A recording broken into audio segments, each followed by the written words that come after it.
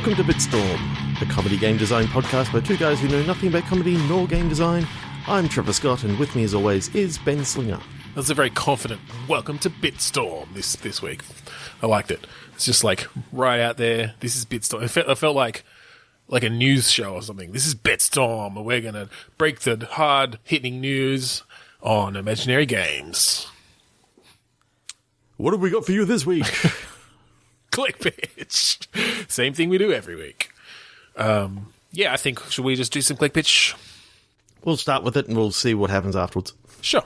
Let's do that. So, for those who may be just joining us here in episode 83, Click Pitch is a game where we each have a random word generator in front of us, and on the count of 3, 2, 1, click, we will hit refresh, get a new word, and we're going to turn those two words into a game design. It's very exciting. It's hard-hitting. It's fake news. Let's do it. So we start off with a 3, 2, 1, click. Cheating. Friend. Ooh. Relationship dramas. With a cheating friend.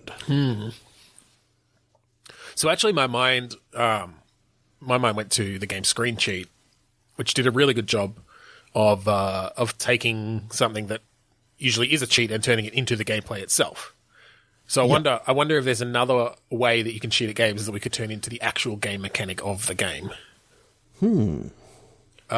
Stealing the other person's controller, unplugging their controller. Maybe there's a way you can. I'm sort of thinking. Do you remember one of our favourite games, which was Desert Bus? Yes. The rest of the games on there, they had like a mechanic in there that you had to try and fool your friends into thinking that they could actually win. Yep. Because basically, if you played as player 1 and they played as player 2, player 1 would always win because they've got an extra advantage. Yes, and I believe there was a special code that if you switched controllers to prove to the other person that it's not that controller, you could put in a code and it would give you the advantage back to that controller. So what I'm thinking is it's a couch co-op game. Okay. Where you have to use a controller that has a vibration function. All right. And when you first start up the game, one person who's playing will get a little vibration. Okay. Letting them know that they actually have cheating powers enabled. All right. And so I think as part of that, you've got to try and get through the game without people realizing that you're the cheater. So is it, because you said couch co-op, but is it actually competitive? Or it's more like... Yeah, I think it's a competitive couch co-op. Kind of like, how you're on the same team, but you're trying to get the highest score sort of thing? Like, you're not directly fighting each other? Yeah, but you're trying to get the highest score, but of course, what you don't want to be doing is... doing a triple jump and basically jumping back up, and because people then realize who the cheater is. Right. So so I think the other players need a way to take the cheating powers from you as well. Then somehow, I think in between each round, you have like a hidden like ballot, and if you guess if you're the only one that guesses the cheater, the cheating powers go to you. If you're the only one who guesses, yep. What if everyone guesses that one person because it's obvious? Surely they shouldn't get to keep the powers. Then that's the end of the game. Oh, they just lose completely. Or maybe they're just knocked out. Maybe. Oh yeah, or they're not. Because I'm thinking this is like 4-player kind of thing. Okay, so like a 4-player, like I guess kind of a platformer. I'm almost thinking a bit of Broforce or a bit of Super Time Force, something Force, Cheat Force. Just in that graphical style of, being able to fit a number of smallish characters on the screen at once. Like, the screen's probably about 15 characters high sort of thing. What you need to have is actually the 4 quadrants on the screen. Oh, okay. So it's actually split screen. It is actually split screen. It's a 4-player split screen. Mm-hmm. It can still be, a 4-player split screen with... platforming elements and that sort of stuff. It's just that it centers in on your character. Okay. So you have to be looking at how well the other people are doing through the level. So it's not it's not one of these things where you're all forced to stay on the same screen. Yeah. Okay. I kind of like the idea because you could actually, you could actually, use your continuous jump to sort of get across a gap that people may be doing other stuff at the time, so no one may have noticed they might not notice, or like you just you're near death, and once they're all distracted, you just like boost your health back up to 50%. Or you throw out infinite grenades. Right. It's right. You just kill everything on the screen. Okay, so all right, I do like this a lot. I really like the idea, and I haven't seen any games that have done this, of giving players hidden information through the vibration of the controller. Yeah, that's where I was thinking. I like that a lot. I like that a lot. I wonder if there's more we can do with that, so that when you are the cheating player, because how do you know? Because you don't know the move. Like, how do you know the move or the buttons to press to do the cheats? Because it's not going to come up on the screen, obviously.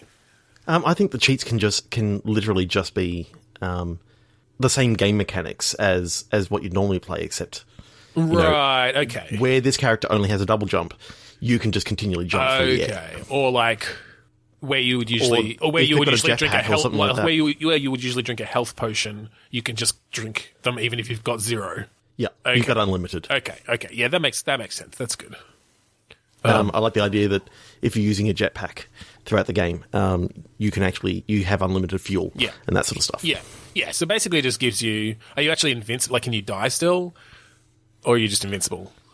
Or it's more the unlimited health thing. It's more the unlimited health. So you can still die. Yeah. And you can intentionally die. Yeah, well, that makes sense strategically, right? That you might want to die a few times to throw people off the scent. Okay, I like. In between each level, you've got like the ballot. Yeah, and I like the idea that if 2 people selected you, then it doesn't change to anyone. Right. Okay. The whole thing being that if only one person selected you, and then it switches to them, and they're the only person. So that's just at the start of the next round. They get a little buzz. And that tells them, you got it right. Nobody else got it right. You're now the cheater. Try not to win by too much because it'll be obvious. Mm-hmm. Like, that's the goal. You're basically, it's Dash at the end of The Incredibles, where it's like, okay, no, don't stop trying. No, but not too far. Like, slow down. Come in close second, close first, or something. Because if you get to the end of a level and you're like 10 times the points of everyone else, then it's going to be pretty obvious. So you actually have to keep track of how many things you're killing, the points you're getting, how many deaths you've had. So I think the ballot results are always secret, sort of thing. Yeah, I agree.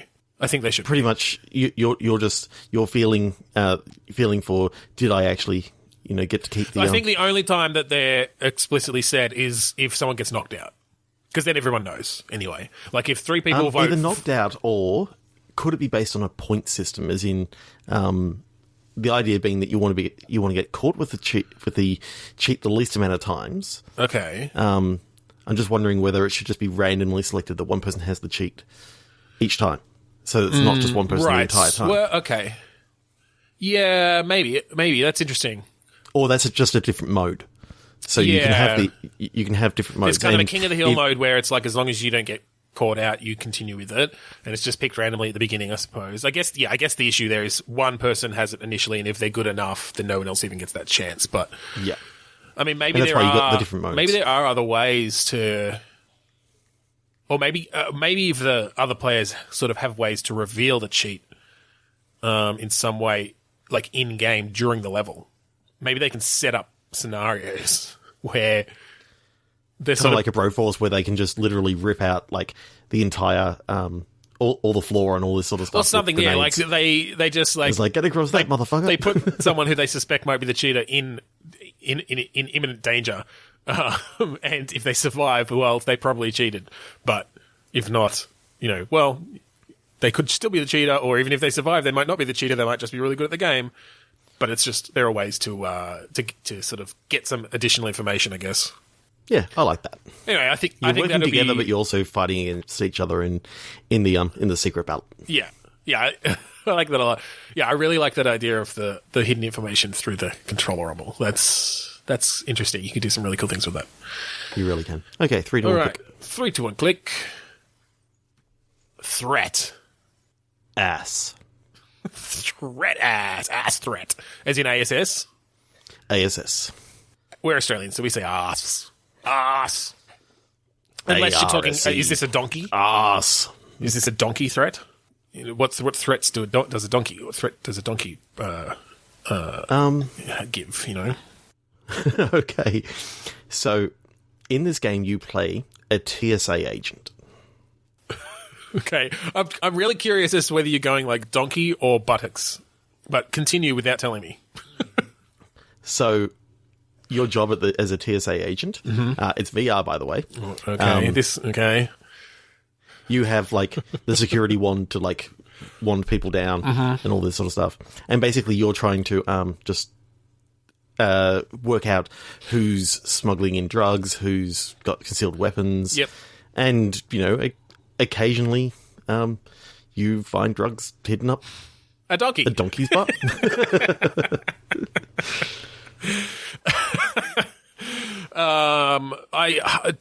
So I'm afraid to ask, is there like a cavity search minigame?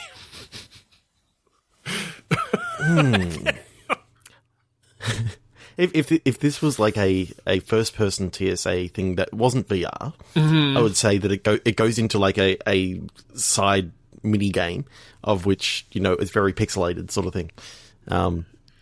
It's just like all pixelated over, and you're just going by vague color cues. Okay, so forget about the VR side of things. It's a first person game. If you get into like the mini games where you got to do cavity searches, basically, you know how in those movies where they simulate sex with like trains going into tunnels and that sort of stuff. Yeah, so you do a metaphorical cavity search. Metaphorical cavity search. Okay, what's the metaphor? You haven't got it. For cavity search, I'm thinking like stuffing a chicken, picking a nose. Yeah, picking a nose. A hot dog into a donut hole. More like or just fingering a donut hole. You just have someone who comes through with a bunch of donuts. Like that's with a bunch of donuts. Like they've got a case of donuts, and like the drug sniffing dog starts barking at him. You're like, I'm sorry, I'm going to have to finger your donut holes. And that's actually as far as it gets. That's actually the cavity search. That's the whole game. It's just innuendo. It's just hinted at. Occasionally, someone will come through with something that has a hole for you to finger because there might be drugs in there. I kind of want it to be like, rather than set in like modern day sort of stuff, I kind of want this to be set in feudal England. Jeez, we've done that a lot lately. Before. I know. Like the third time in this month. I just like the idea of there being like a border sort of going between, I don't know, England and Wales or something like that, and they're stopping all these people with donkeys. And it's like, how did they smuggle that sword inside that donkey? That could be interesting. So instead of the what does TSA stand for? Transport something authority. What is it? Safety authority. Safety, yeah, transit safety authority or whatever. In feudal England, it would obviously be the I don't know. Yeah, that could be like so working at a border where. Well, so are we doing just like historical feudal England, or are we thinking like fantasy world? I'm thinking fantasy world. Because then you can have, like, people smuggling magic potions and dragons. And, like, magic items that, like, and so instead of sniffing for drugs, you've got, like, goblins that can smell magic on things or something. And they're also drugs. I mean, there's got to be drugs as well.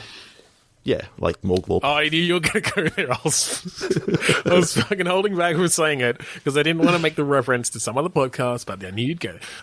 All right. But thing is, because I've been listening to it so much, it's just perfect. I can just picture, like, talking badgers and the like. Yes. Wizards of the nth realm of Ephesius. Well, and then you get to a certain part and someone's got a gorgon coming through, so you got to look away so that you don't turn to stone. Right, you have to like do your whole inspection through looking at a mirror, because you can only look at them via the reflection. And if you still feel yourself slowly turning to stone. That's cool. Yeah. I quite like that idea, and just having the having the mini games for doing cavity searches and that sort of stuff is still quite funny in that reality. All right, so 3, 2, 1, click. Sing. Album. Oh, okay. We're getting some nice combinations tonight. Here we are. All right. Oh, my mind always just goes to it's just pretty boring stuff, like management games, managing a recording studio, managing a band, playing a band through their career. All right, let's do something more interesting than that. There's got to be a game with a band, or a singer, maybe just a solo artist. Okay, where I'm picturing is this is a musical adventure game. Mm-hmm. Sort of kind of like a Broadway musical sort of thing. Okay, where as you're going through the game, you're sort of not necessarily. I don't want to take album as in the singer is recording an album sort of thing.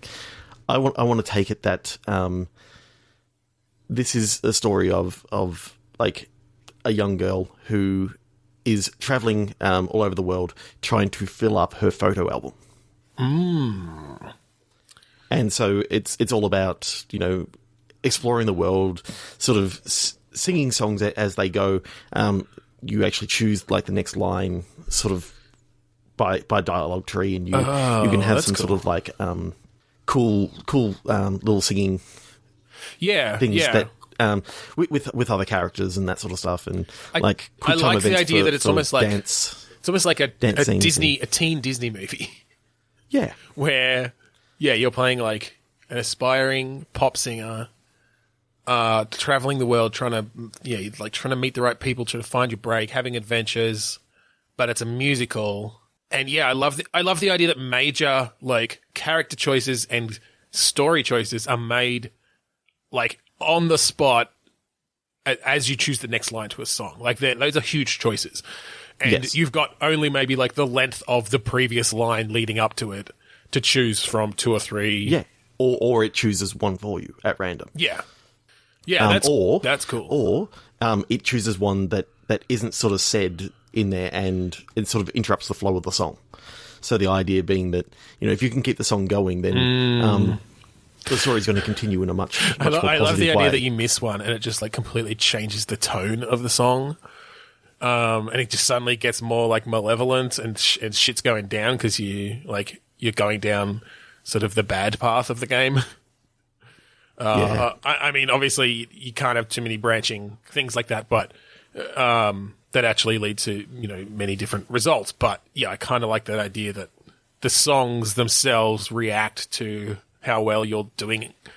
Yeah, how well you're making your choices to and how stuff. you go, and so back when I was a kid, there was a few Canadian sort of shows. There was sort of after school movie sort of things. Mm-hmm. One of them was the Peanut Butter Solution, but the one that I'm thinking of was one called Tommy Tricker.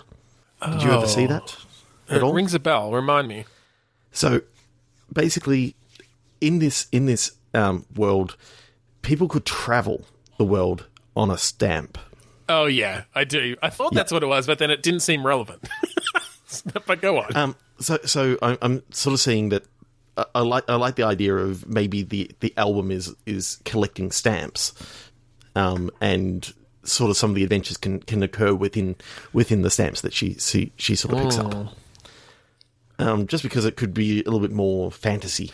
Yeah. Well, I had as you said that, I was thinking, and I know you said that album isn't a music album, but I was thinking it could actually be the songs themselves that she travels through, almost like if someone she's putting her songs up online or something, and if someone listens to them, then she gets transported there and starts having an adventure every there. single time, and someone listens to it there's a million listens on this one song. Yeah, that's where it starts getting That's where it starts getting really dark, is as she gains in popularity, she loses control completely, and she's just being torn across the world millions of times a second. Shit. I don't know. Something in my head just popped into the Tommy Tricker sort of thing. Yeah, no, I really had a good thought. Well, good memories of that movie. Yeah, I definitely like the idea of, whether it's stamps or not, some sort of kind of travel mechanic to take her between sort of different phases of the story, and having that kind of magical element to it. Yeah, that could be really cool. It almost feels like I don't know. I hate to go down this realm sometimes, but it almost feels a bit like a Telltale style thing. I feel like they could do it well, just in that it's mostly around just dialogue. You want strong characterizations, good animation and stuff. Yeah, anyway, you sort want of it to be along that style. A fun story in which you can sort of get away from the evils of the world. Yeah, I think it should actually be, being torn apart by the popularity of your own song aside. That's sort of a different game there. I think it should actually be a bit more lighthearted than that. And almost, like I said, Disney movie. Disney movie, fairy tale like. Look, it should be a game make it a game for tweens. Like, there's probably not enough, games that aren't about fucking shooting things and are actually about having fun and singing. And that's awesome. Yeah, I like that. 3, 2, 1, click. Cool. Freeze. Maintenance. So, Mr. Freeze loses his job as a supervillain. Gets a job working on pipes. He's a plumber now. No, I don't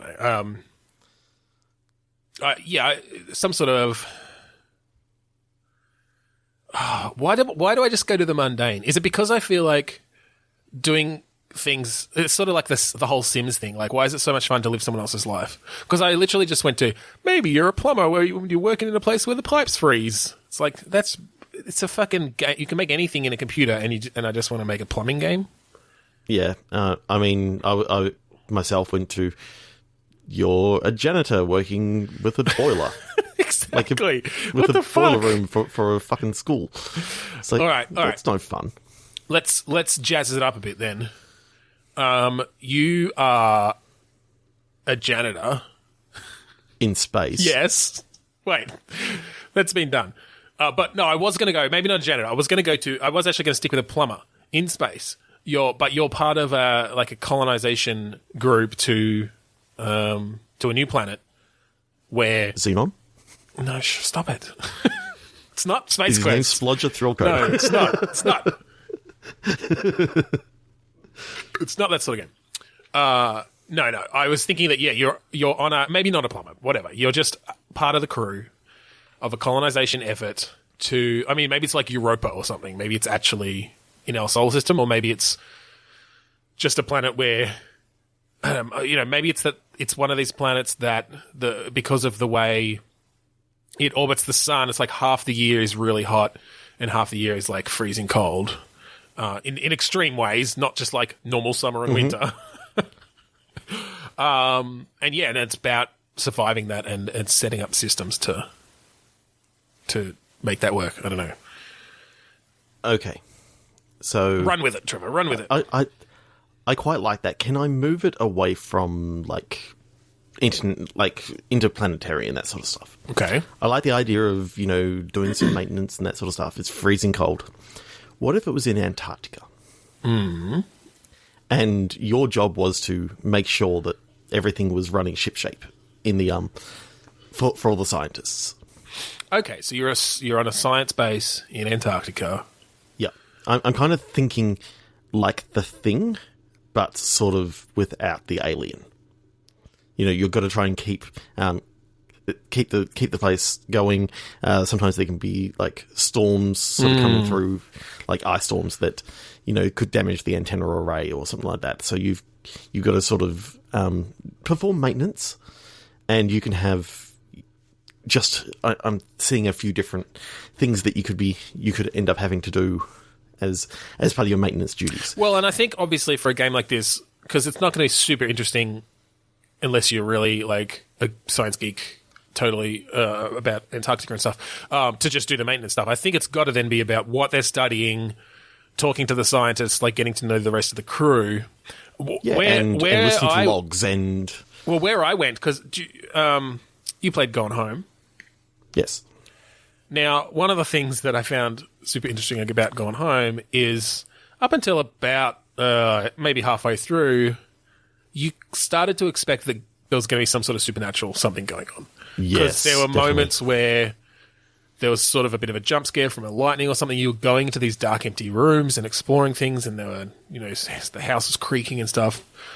And then, and then obviously just turned out to be a really interesting, great, heartwarming story about this woman, this girl, and her past. I still remember having to go into like the secret room, spoiler, underneath the stairs, going, I don't want to go in there. Yeah, exactly. And then going into the secret room, well, going down into the basement and going, I don't want to go in there. Yeah, and then just finding these heartwarming diaries and diary entries and going, oh, that's really nice. But yeah, I like that idea for this, where you set it up so that the player is sort of expecting some sort of alien, some sort of thing, like something to go on.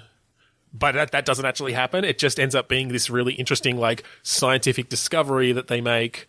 And I think there is a bit of a mystery, and maybe they even start thinking like it could be extraterrestrial, or, I mean, maybe it is, but it's not in a sinister way, It's just a new type of bacteria that they've found, but it's like kind of like at the moment they've just found, I think it's a neutrino particle in Antarctica. Right.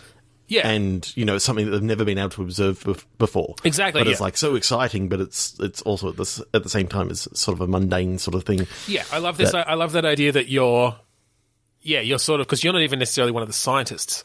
So you're sort of hearing about these things secondhand, and you're getting a sense of what's going on, but you don't understand the science. And we could really set it up that, it starts feeling sinister, or like, even that you start getting a sense that the scientists don't realize that there's something malevolent here. Like you set it up so the player almost has these superstitions that would come into play, or just like intuition around, why aren't they realizing that this is dangerous? Like there's obviously something going on here. But then it comes clear that, oh no, you're just not a scientist. You don't know what you're talking about. And actually, no, this is just this really cool thing, and they explain it to you, and everyone gets along. So this is what happens at the very start of the game. Your character wakes up in like this room. Wakes up, sort of like there's an alarm going off. Gets up. The first thing is go to the bathroom, freshen up. See yourself in the mirror. See yourself in the mirror. There's your character. Face, and all that sort of stuff. That's your character creation screen. Fallout 4 style. Walk out into the room, and you see, your only companion is a dog. Well, your companion in the room is a dog. Okay. So you're getting that sort of the thing sort of feeling. When you go into sort of like your living area, there's like a flashing red light, and that's basically the scientists have told you, okay, this is what we need you to do this morning. So it's like a voicemail sort of thing? Sort of like a voicemail sort of thing. And you pick up a radio, and you've got that sort of, in BioShock where you were talking to Atlas all the time. Yeah. I like that idea that you've sort of got that contact with these people are contacting you, almost like a, Firewatch. Yeah. So you're walking around doing a couple of maintenance jobs, but I like the idea that your character starts, like, seeing things. So you'll be down in like the boiler room underneath, and you hear like something fall, and there's like a screwdriver on the ground. But what it can be is your mind's playing tricks on you, basically, and the dog could be the one who's actually knocked it down. But the scientists are actually out in another area, so you don't actually get to see the other scientists. But they're telling you what they need you to do next, and you can actually have that sort of interactivity with, rather than logs necessarily. You're getting those conversations over the radio, but you don't sort of get to see them. Yeah, you're not specifically kind of interacting with them. I mean, I think then you can have like at some atmospheric point, interference and that sort of stuff, so you don't get in contact with them. Well, for a while. and I like the idea that you're almost setting up also like a Half-Life vibe. Of you're kind of preparing these big experiments that they're doing to, like, similar to a collider or something. I don't know if it's a collider or if it's a biological experiment or something else, but you're like setting up the setup for it. You're doing the setup for it, and yeah, there's that does just become that in itself becomes kind of you're implying that something's bad's going to happen because of what people know about stories and about what and then like as they start the experiment, you do start losing contact, or there's interference, and you don't know what's happened to them. And so there is a period where you're out of contact, and it does sort of get tense. But yeah, I don't know. I just kind of like the idea that it's a happy ending, and it's just actually this interesting story about someone working on this cool science thing that is successful. and I'm also picturing sort of like, have you seen the movie The Game? Yeah. With I like the idea that it's sort of building up, and then it turns out that like, you're sort of going through this tense final thing of trying to race to the other station where you think something bad's happened, and it's like a surprise. You get there and there's a it's party a surprise going on. party for your birthday, and so you've gone through all this harrowing stuff, and it's literally you think that something's gone wrong, but they were all just playing a trick on you to get you to come over to the other. Oh, so it was literally a trick. I was kind of thinking you get there and like they're celebrating because the experiment went so well, and they want you to be part of it because you're like one of their trusted staff. I like the fact that it's your birthday. That could be that too. Yeah, I like that. 3, 2, 1, click. 3, 2, 1, click. Must. Ground. Must and ground. So my first thought with must was like something that's musty. But it could also be like an imperative, like you must ground something, like about keeping an aircraft on the ground, or that you must do something with the ground. You must put ground somewhere. I kind of like the idea of like a physics game where you're having to hook aircraft up to things. It doesn't necessarily have to be to keep them on the ground, but like, yeah, I don't know, some sort of transportation of maybe you're like moving magical islands on helicopters. I don't know. My mind's going to weird places. How about this? It's another universe where something's gone wrong in the atmosphere, and static electricity is always building up. Haven't we done that? So at all times, you must be grounded, as in you must have like one of those straps that actually ground you like to some sort of metal. Mm-hmm. And basically, so you've grown up in this world. Sorry, okay, keep going. I'm trying to picture it. I'm just picturing like kind of like those like the cars. Sometimes on a car, you'll have a thing that trails along the ground to keep it. Is that what that's for? I don't know. Anyway, I don't know. Possibly. Yeah. Now I'm thinking about it, probably is that. But I like the idea that in order to cross the street, everyone's sort of like hooked up to this ground thing, and then they've got to quickly unclip it, run across the road, and reclip themselves in. Oh, I see. So there's sort of like long grounding straps that everyone sort of hooks themselves onto. Okay, so you can't be disconnected from it for too long because the static will build up and just like short circuit your brain or something. Yeah, and basically, if it gets too high, and you plug yourself back in, you're going to get a massive jolt. I love the idea that every time anybody touches anybody else in this game, in this world, they always give each other a little static shock. Yeah, but the thing is, if they're grounded, then no, you're not going to do that. But if they're untouched, right, unattached, then yes, they're gonna start building up. Yeah, I guess that's true. If you're okay.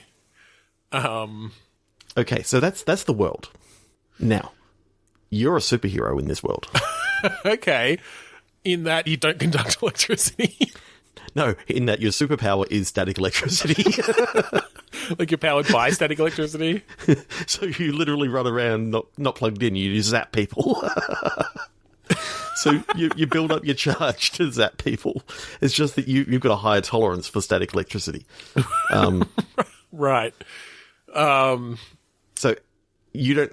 Everyone else has to be plugged into the system, but you don't. It's sort of like Prototype, if you remember that game. Kind of, yeah. Look, I like that.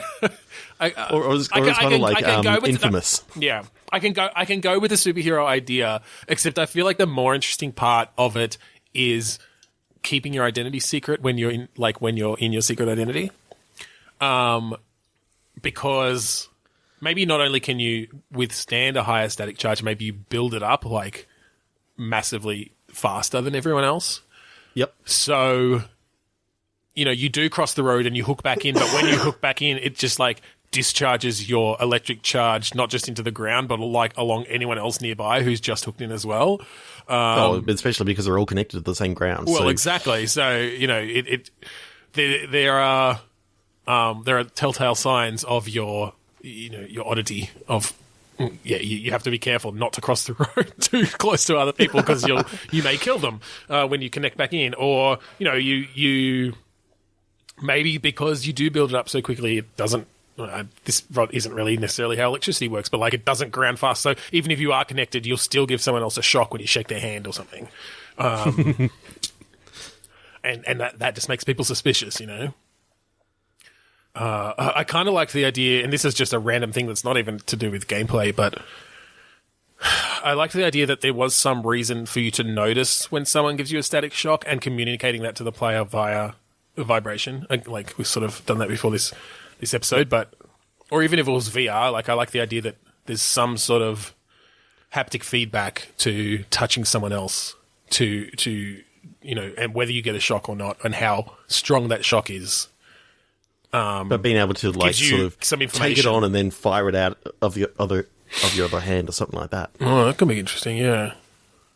Harnessing it basically and being able to fire it off to someone else. It's kind of cool. Yeah, look, I like the potential there. Finding it tough to distill it down, but that's cool. I think let's click again. Okay, 3, 2, 1, click. Usual curry. The usual curry. Just the usual. I'll just have the usual curry today. What's your usual curry, Trevor? Probably butter chicken nowadays. Still like it used to be vindaloo, but yeah, I was going to say I still like a nice lamb vindaloo. A really good Thai red curry tonight. Oh, very nice. 3, 2, 1, click. This was just an excuse for us to talk about our dinner. No, I've clicked again. So you have. All right. Well, there's probably not much we can do with curry. Steer awareness.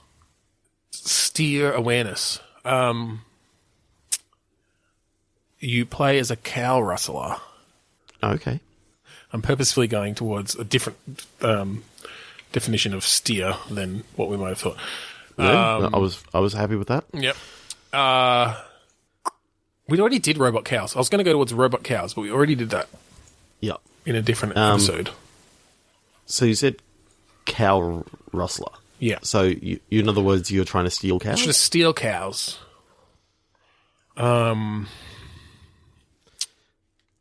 Could it be a competitive co-op game in which you've got a team of people who own the cows, and then a team of cow rustlers who are basically trying to come in and steal? Okay.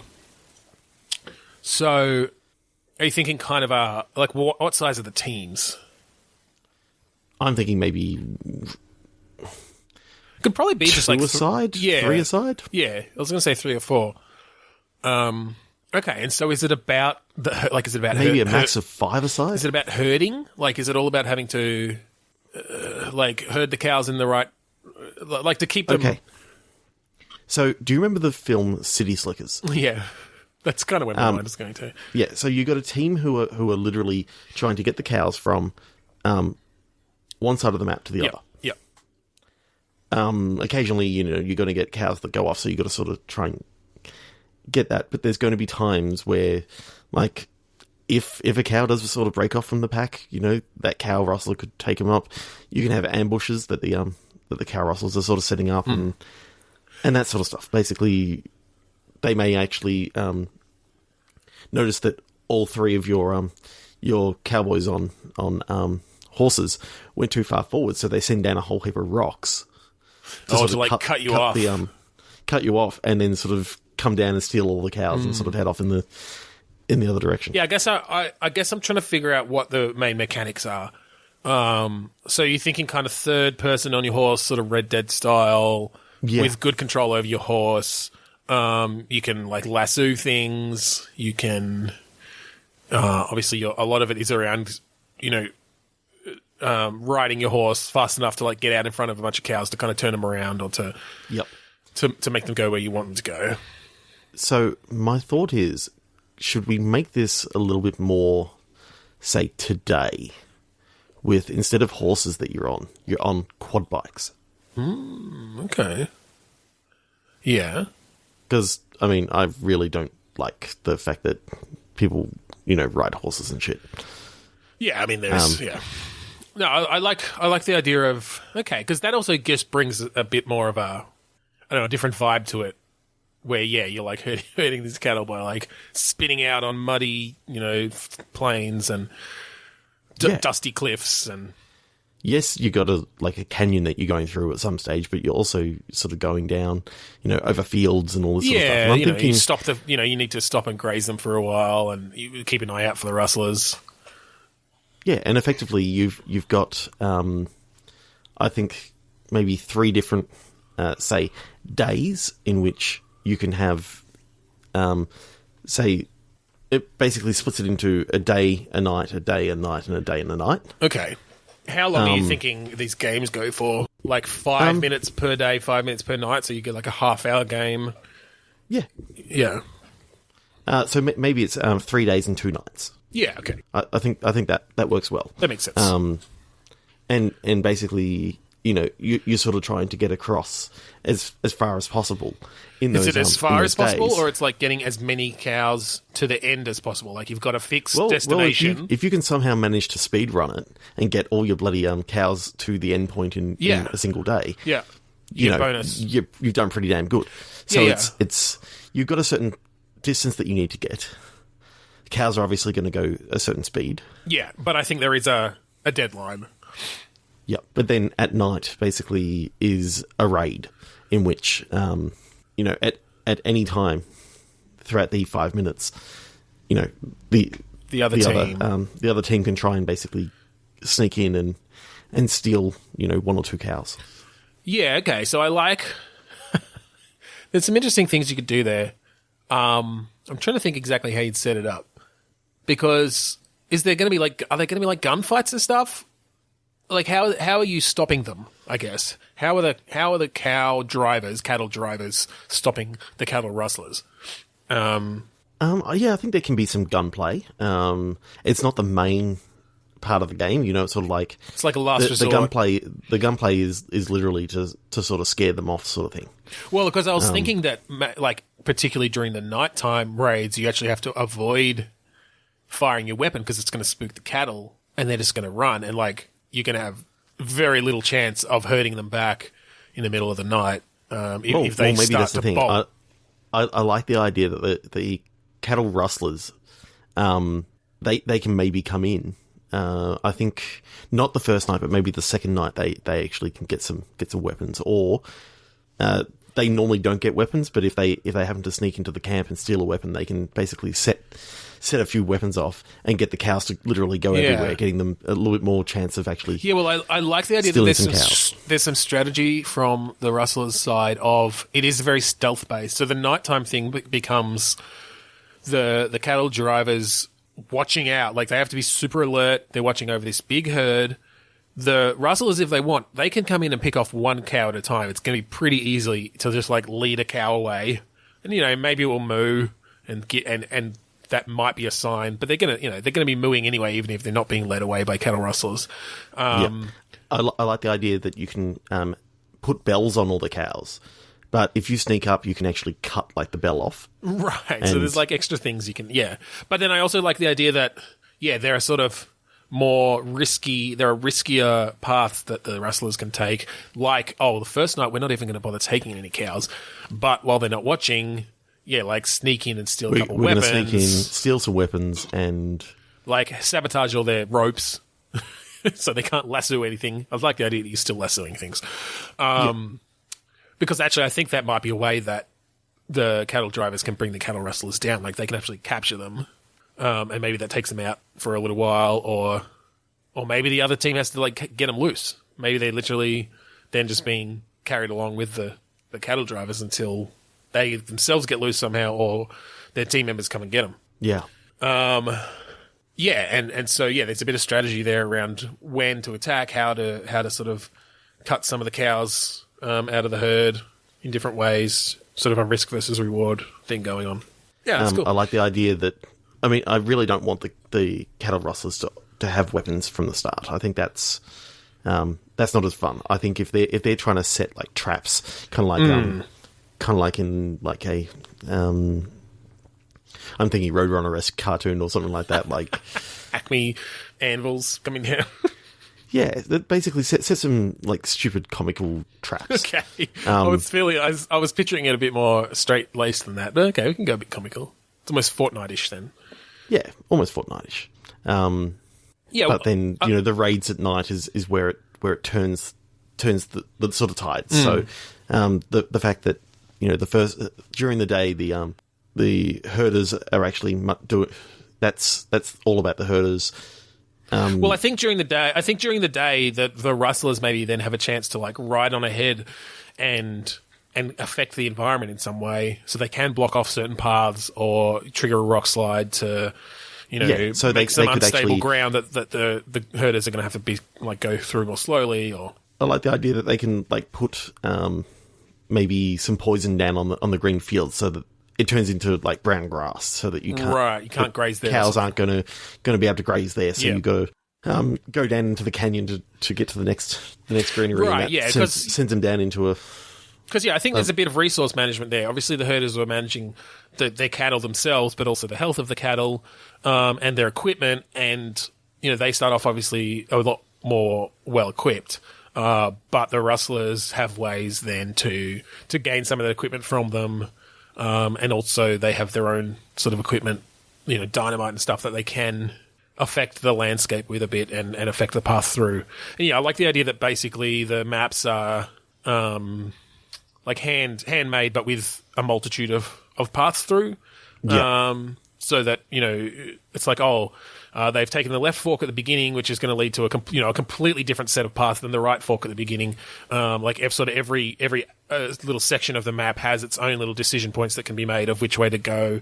And that's all going to be based on what resources you have. By the herders, and then I like the idea of it being like an open sort of world in the fact that you can hear the rustlers if it's dead silence and none of the cattle are actually mooing. You can actually hear like the quad bike in the distance. Yeah, definitely. Yeah, absolutely. I like the idea that of course the rustlers are going to be able to get around way faster because they don't obviously have to worry about driving the cattle. So you might hear like, oh shit, they're off to the east.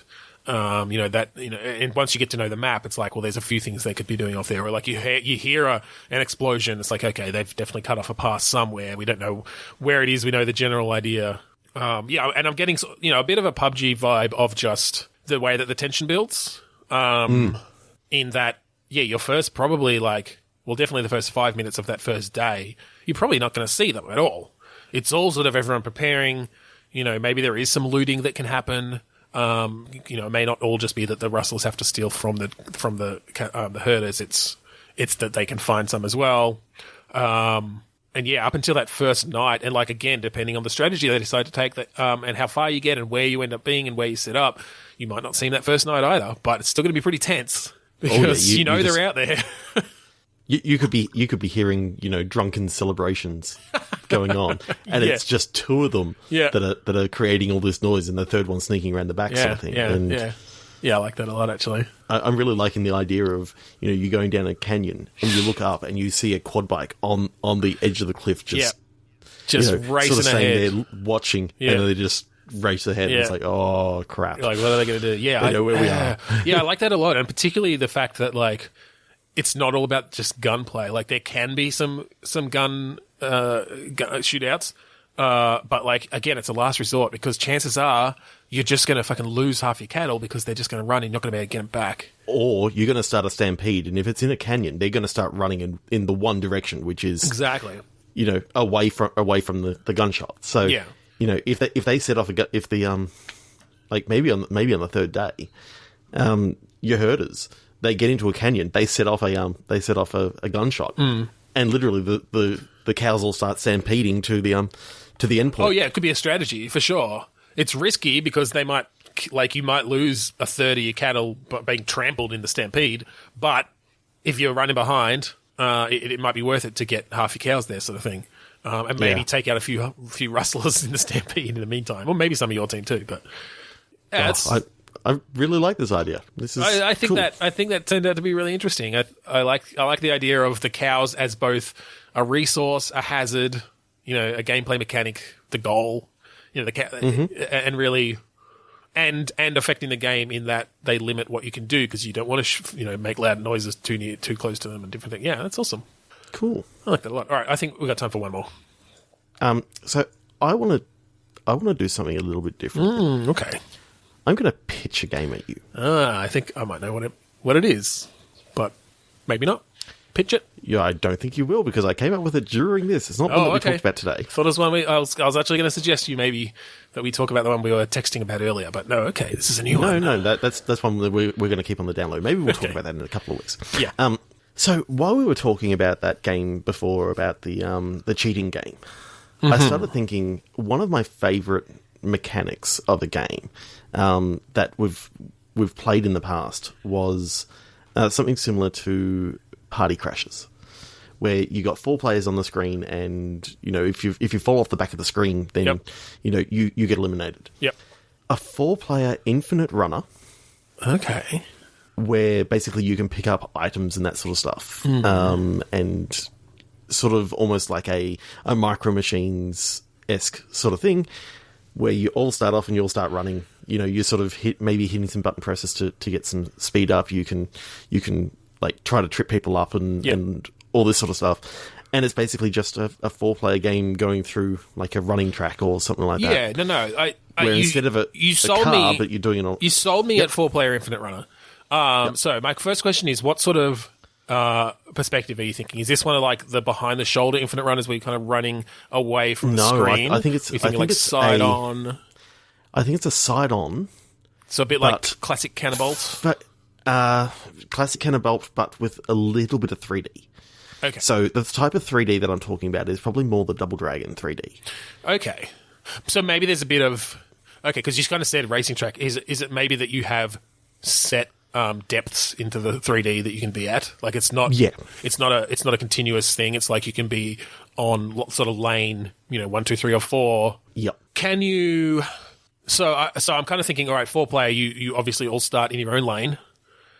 You've got things that you got obstacles that you can either like jump over, duck under, bash through if you've got that sort of skill. Yes. I'm thinking sort of steeplechase sort of thing where you've got to time your jump to get up over like, like a steeplechase. How you got the jumps that then land down in water. You've maybe got some hurdles and that sort of other sort of things, but it doesn't necessarily have to be that. No, I don't think it's actually like on an athletic track. No, it's those are the types of obstacles. Yeah, logs and I think it'd depend on the theme. Like so many of those infinite runners, you've generally got certain moves which are, dodge out of the way of something, duck under it, or like slide under it, or jump over it. I think you can mostly keep those, except obviously the addition of the other players. So if someone is like in the next lane to you. What happens when you like try to go into their lane? Are you just not able to? Do you push them up a lane? Is there does it depend on a power up or? I think what actually happens is if you're in line with each other and you try to move, you enter into basically a mini, almost quick time event in which you can try to trip up or slow down the other player, whoever wins that. You kind of. So it's that'd be interesting. It'd have to be real quick. Like or you end up in like a one of those Mortal Kombat test you might sort of things in which you're trying to tap it fast. I more like the idea of a timing based thing, where you've each got to make maybe 2 or 3 timed button presses based on like a it could be one of those like an active reload situation bit sort of thing, and whoever clicks in the middle 3 times or as close to the middle 3 times. Basically whoever's the most accurate wins, and they maybe shove the other one back behind them a bit and get into their lane. Yeah. You'd have to make sure that you probably have to be a little bit slower than a standard single-player Infinite Runner. Infinite Runner, yeah. In that, in those games, it's really about the reaction time as something comes onto the screen. This would have to be, you've got a few seconds, before it reaches you so that you can strategize a bit and, maybe go through a quick battle with someone to take their spot in their lane or, Yeah, to throw off their timing a little bit. That'd be kind of cool. I mean, basically, I always like those games where you've got, where you can push people off the back of the current track. Yeah. And you get a point. And basically, it's all about, if you can get 10 points and you're 2 in front, right. you win. Yeah, okay. So, all right. So I still like that idea of it's not just, you got kicked off the back, that's the end of your game. You just lost that point. You lost that point, everyone starts over. Is that generally what happens? Well, I guess it's once... Yeah, everyone starts over in the same place again, and you start again. Yeah. Okay, so, all right. I'm picturing a pitfall level where you've got basically a vine, and there's like a single vine that... You all have to... Okay, so if you're all... Right, so you almost have to... I guess you probably need to be able to purposefully slow down your character to get in behind someone in situations like that where it's like, okay, I don't want to risk trying to push them off because they're probably going to win. If I want to stay in this round, I just need to go back a bit because, there's this like one lane part coming up that we, that if I'm not in that lane, I'm going to die. Sort of thing. Or you could have like a riskier sort of lower part that people could go through. Right. But it requires a couple of button More presses skill, at the right time to basically jump almost on the crocodile's head sort of thing. Yep, of course, yeah. Yeah, okay, I like that. I guess, so how do you... I think one of the major things would be how your speed is managed in a game like this. Are you all just running at the same speed generally and but like hitting something drops you back? Yeah, I think so. Or is there like some acceleration that happens, like the longer you go without hitting something, the faster you're going, so you kind of... and probably with a cap, but... with a cap. But basically, I don't know whether you've looked into the mechanics of like Mario. Basically, there's something called P-Speed that actually in Super Mario 3 it was best shown in the fact that there was a meter that when you got to your top speed, you could actually fly as the the raccoon tail and all that sort of stuff. Yep. But if you weren't quite there, then you'd still then you jump higher. You'd still be going fast, but you could still jump high, but you weren't going at absolute top speed. But hitting anything slows you right down. Yeah. So the idea of that, say you run past 5 obstacles and don't hit anything. Yeah, then now you're going to max speed, and so you're going to move further ahead in the screen faster than other people who might have hit 1 or 2. Yeah, so fairly slowly. Like it still has to be your front person has not hit anything in 10 things, and you just hit something. Yeah, they're at their top speed, and you're going to start dropping back a little bit further. Okay, so what are your strategies then? Like, I guess you probably do have power-ups and stuff. There'd almost be a bit of a Mario Kart vibe where as you go along, it's like, oh, awesome, I got, a rock that if I get into the same lane as someone else but behind them, I can throw it at them and it's like they hit an obstacle, or maybe they trip and then you have to jump over them. Like there's an added challenge that's there. The stick one. Yeah, okay. Well, and that's interesting as well, is maybe you can, if you're ahead, you can try to stay further ahead by using those power-ups or those tools to put them into a lane either like above or below you. What I quite like is you're eating a banana to get a boost. You're running really fast. You eat a banana, you drop the banana peel, and bang, you've all of a sudden got a health boost because you're eating something. So it's a video game. That potassium is going to help you and stop you from cramping up. Yeah, stop you from cramping up. And I think that's the thing. You can have things like cramp and that sort of stuff. So you got to drink water and you got to... Oh, God. Okay, yeah, maybe. Yeah, a bit of management there too. I guess it depends how long the rounds are going to go for, but... Yeah, and I mean, yes, you've got the jungle level. You've got, say, like a desert level. You've got... city level. Yeah, city level. So having to jump over cars and all that sort of stuff. Totally. Parkour. Full-on parkour. Yeah, I like it. No, I like that a lot, actually. You've got classic Cannabolt, where basically you're running across destroyed buildings and they're collapsing and stuff. Definitely. Actually, I like that idea of bringing in homages to a lot of the classic Infinite runners. You've got a Temple Run, You got a Pitfall, you've got Earthworm Jim level, running through a junkyard. Sure. Crash Bandicoot, where you're all running towards the screen. Yeah. Why not? Sure. Yeah, no, that's cool. I like that a lot. I feel like that's something we could build. Yeah. It's fairly basic. We need to do another game jam. So basically, I didn't want that idea disappearing from my head. I just wanted to get it out there, well, and now I'm glad it's that you got on board. There for posterity. Cool. All right, well, I think we will finish it up there tonight. Fantastic. Thank you for joining us this week on Bitstorm. Oh, you're welcome, Ben. Oh, fuck off. I wasn't talking to you. If you want to find us on I thought you were thanking me for the first time ever for joining you on the podcast. I don't care. I could do this by myself. No, I'm kidding. Actually, I'm pretty sure most of the good ideas were you just finally coming up with something good after I stuttered over a bunch of stupid, mundane ideas. Anyway, if you want to find us on Twitter, Facebook, or Instagram, we are Bitstormcast on all of those. We have a Facebook group, facebook.com/group/Bitstorm. We're on YouTube, and the best way to get to our YouTube page is to go to Podchaser, because we're also on Podchaser, podchaser.com/Bitstorm. We just released our lists feature. It's really cool. You can make annotated, curated lists of podcasts and episodes. Go and put together your favourite Bitstorm episodes, make them into a list, send them to us. While you're checking out Podchaser, give a thought to an iTunes review as well. Like, obviously, give us a Podchaser review, but think about iTunes as well. We can... I guess. You can rate and review on there, and you can subscribe on there. Then check out our website, bitstormcast.com. Still broken. Check out all our friends at the AGPN, the Australasian Gaming Podcast Network. Search for #AGPN on Twitter or the Australasian Gaming Podcast Network on Facebook. Finally, we'd like to thank Kuridas for the song Mount Defiance off of the album Containment Failure. So, thank you again for joining us this week on Bitstorm. I'm Ben Slinger. I'm Trevor Scott. And I'm a cow.